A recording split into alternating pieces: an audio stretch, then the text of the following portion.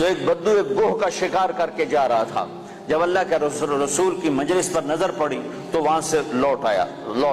وہ کہنے لگا تو ہے جو کہتا ہے میں اللہ کا نبی ہوں؟ آپ نے فرمایا ہاں میں ہوں جو میں کہتا ہوں میں اللہ کا نبی ہوں۔ تو اس نے اپنی گوہ کو ایسے کھولا،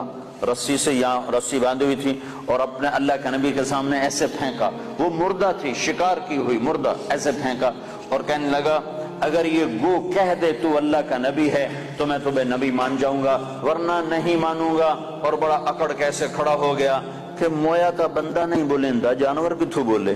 کیوں بھائی جانور کتھوں بولے؟ اسے کہہ رہا ہوں آج میرا کام بن گیا، آج میں انہوں سچیاں کو نہیں ران دینا، اور ایسے کھڑا ہو گیا۔ تو وہ گو ایسے پڑی ہوئی مردہ، تو آپ نے ایک نظر گوہ پر ڈالی